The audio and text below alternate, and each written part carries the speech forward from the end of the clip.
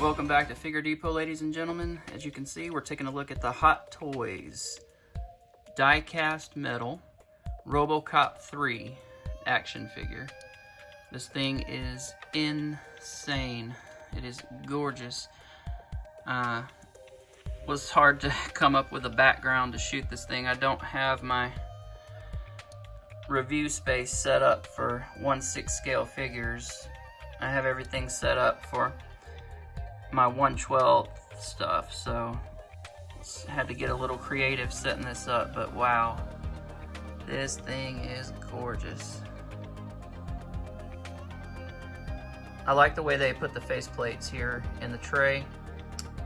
It's a real nice touch. You can kind of see what it's going to look like with the helmet on, with that faux helmet in there. I really like that a lot.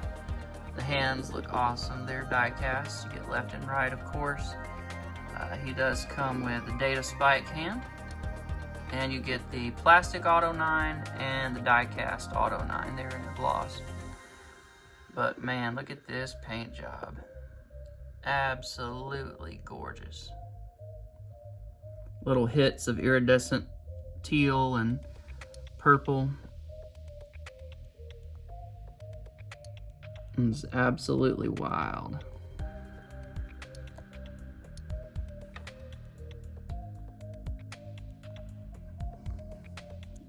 This was Robert John Burke in the RoboCop 3 film, but as you can see, they've given him the Peter Weller faceplates again, just like in the other releases previously.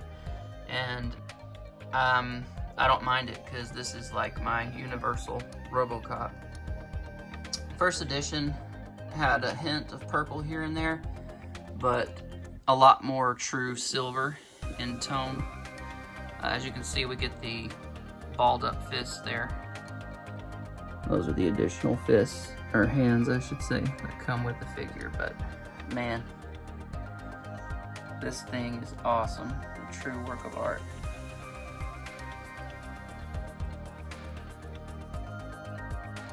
Here's a little 3/4 turn. Look at the side. Some nice sculpt work there on the gloves. Panel lines on the body are really awesome.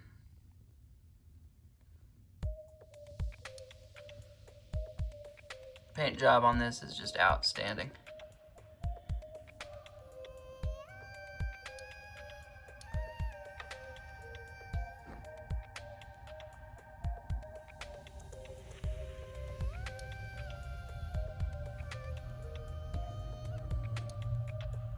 This is my first Hot Toys figure. Not my first 1/6 scale figure. We'll get a look at some size comparisons with some of my other 1/6 stuff here in a second. This thing is a true work of art and thing of beauty. You get some ball joints here for the pistons, which is nice. You get the hinge down there. The ball joints allow them to kind of float around a little bit, but I would still be careful and not just get too crazy with them.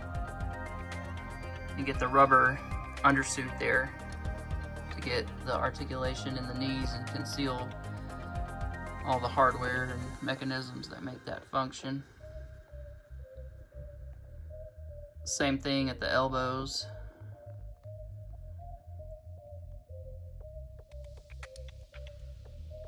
Paintwork on this is really awesome. The first edition, if you recall, came with a lot of phrases from the film. I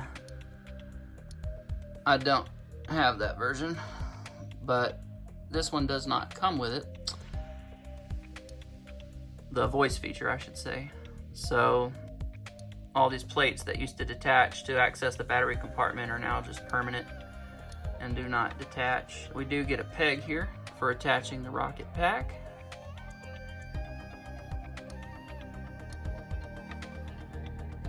In the secondary tray, we get his flight stand, his base, which is a nice matte finish instead of gloss like the previous one, so it won't scratch.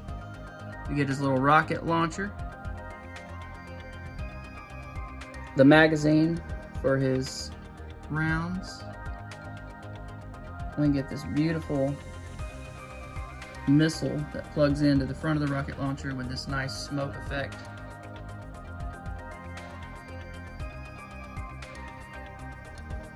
Clips to clip the arm pieces onto his arms. Left and right. And that's what comes in the second clamshell. Here is a look at the rocket blast effect coming out. You can see that's so sick. Really awesome accessory with this RoboCop 3 set. Do be careful with this. It is very fragile. It scares me. So here we have the rocket pack. You can see it has several ball joints. You get a ball joint here, 2 ball joints on these arms. You get a swivel, hinge I should say, here, and then another ball joint here where it attaches. Really nice paintwork on here. This thing looks fantastic. It's got some little char marks where it's seen some action. The wiring and stuff on the inside, really cool. And then when we flip it around to the back, you can see it has working pistons here. And it has actual wires here. It's just a really well thought out, well put together design here.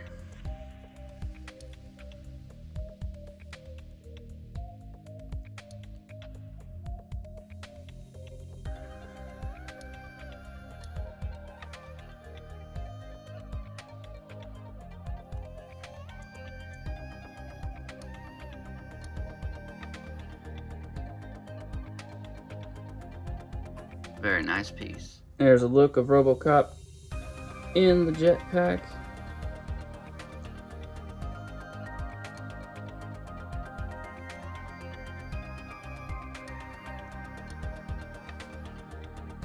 Very cool. You put it on his shoulders, take that peg on the back and seat it in that little notch, and then press these down, and that locks it into place on his chest. Or shoulders, I should say. To keep spots and smudges off your RoboCop, I recommend getting a microfiber cloth and just wiping dust and smudges and everything that gets on the black parts of the figure with one of these. Does a great job of keeping it looking nice and clean. Alright, for articulation, head is on a double ball peg, so we can look up and down and get all kind of nice range twisting him around. You do have these arms that come out so you can get better range and move them around, and then you can put them back snug against the body again to kind of hide the gap. Can get a double jointed bend at the elbow, so really nice range there. Just keep in mind, if you don't extend those, you're not going to get very high with this upward movement. We do have a swivel here. We have another one here, and then that all just kind of works together to kind of give you all kind of range of movement there. You can do the same thing with the legs. Kind of pull them out to get more range. And of course they do twist, so to turn them up.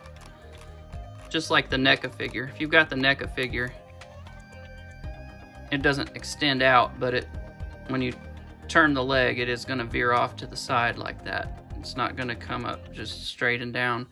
just because you've got that sharp 45-degree cut at the groin. And then you just pop those back in when you get them set how you want. We do get down and up. And I forgot to take the foam out of there. There's a little foam piece in there, forgive me. We got a spring-loaded toe hinge. Not a whole lot of left and right rocker, or pivot, I should say. There is a little bit. So, enough to get decent range, but it's not just gonna be awesome. We do bend at the knee. Not quite 90 degrees. Pretty close.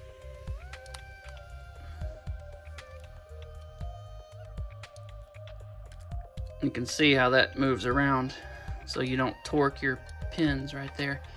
Definitely want to keep this in mind when you're moving the feet. And you do get a little bit of left to right, but not much. We also get a slight swivel at the bicep, but it can't do much because of how it's designed. You do get ball joints here at the forearms, so they'll kind of rotate around, and that's where you pop it off to put the rocket launcher on that we looked at earlier. Then you get a ball peg here for attaching the hands. Now, there is a slide on the Auto 9, so you can see the bullet,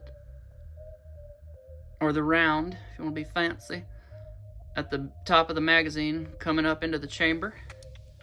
And you can slide that back and forth. So that's a really cool feature.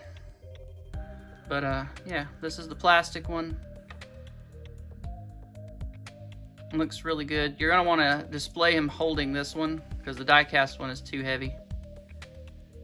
Way too heavy. So here's Big Bertha. Does not have the slide function. It's just one big chunk of metal, but nice and glossy. So we've got our individually articulated finger hands.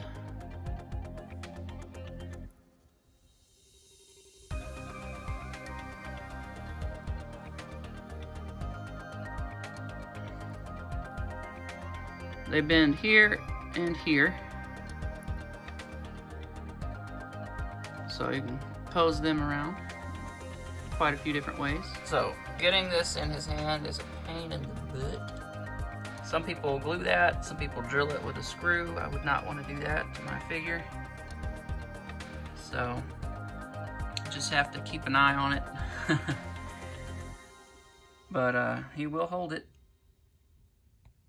And it does look good when he's holding it. Stop, in the name of the law, or there will be trouble. You can do nice gestures with the hands.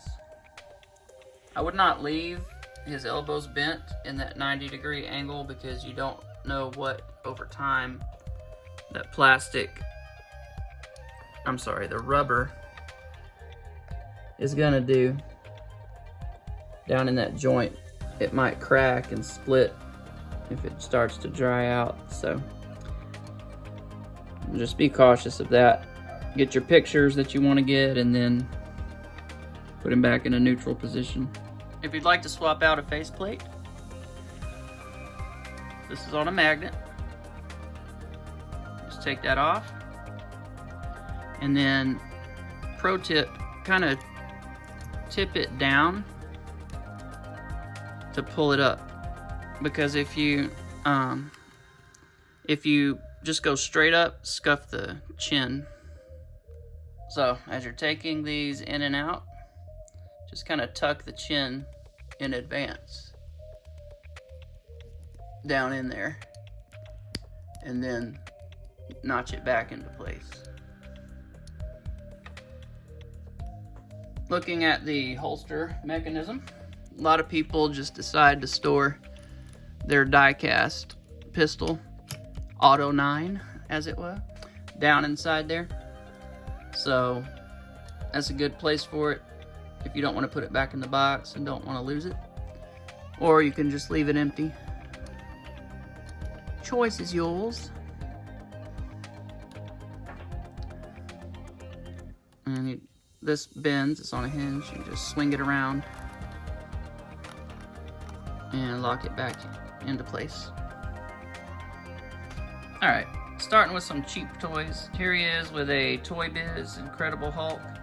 And this is from the Ang Lee film. They did a bunch of 13-inch scale Hulk figures, and he's squatted down and almost the same height, so if he stood up, he'd tower over him a little bit, but his joints are fixed, so he can't do that. Next, we have my custom Christopher Reeve Superman. I gotta fix his belt, it's drooping a little bit, but I pieced this thing together over about a year's time. Could never find any good boots, so I ended up just making my own boots myself. And got the TV League body off eBay several years ago, and then tracked down somebody who made the suits and purchased a suit from them. And then I got that head for like 20 bucks already painted. And it's a real nice little throw together because I didn't want to spend $1,000 on the secondary market for one of the Sideshow ones, of course, or Hot Toys, however that's branded. So I don't know how I forgot, but I actually did already have a Sideshow figure. This is the TV League body classic comic Wonder Woman. I got this a couple years ago, I think, at Christmas. So turns out RoboCop is my second Sideshow figure. I'm guessing Sideshow and Hot Toys are interchangeable. Somebody correct me in the comments if I'm wrong. You can tell I'm new to the 6 scale game here. Then for another low-end figure comparison, we have the Wolverine from the Marvel Legends 12-inch line and by Hasbro.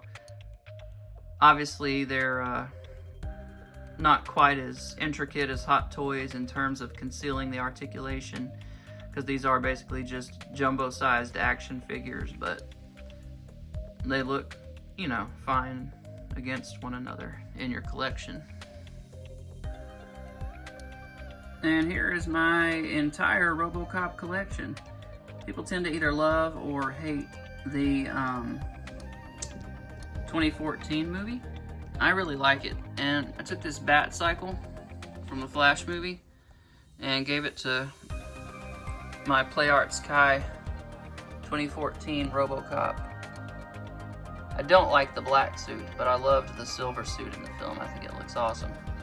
So I threw him on that beast. And then I got this little cheap, I think this was like Spin Master or Jada or somebody. This is my RoboCop toy from back in the day. This is the Hyatt Toys. This is a 3 3/4. This is a 4-inch, I think, maybe 4 1/4 inch. I love this little guy. And then, of course, the NECA is awesome. And paint on him is pretty good, but nothing compared to this monster.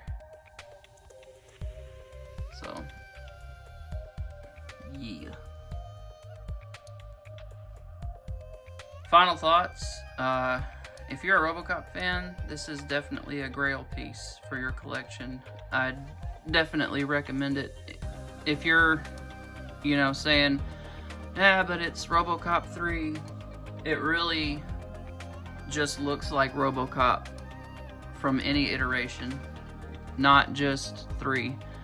It's silver enough to look like RoboCop 1, and it's got enough splashes of color as the light rolls across it to go with the RoboCop 3 film. The only thing I don't think it would qualify for is RoboCop 2, which was very, very, very blue, of course. But if you just want this to be your standard universal RoboCop, I think it falls squarely in the middle and is an excellent option.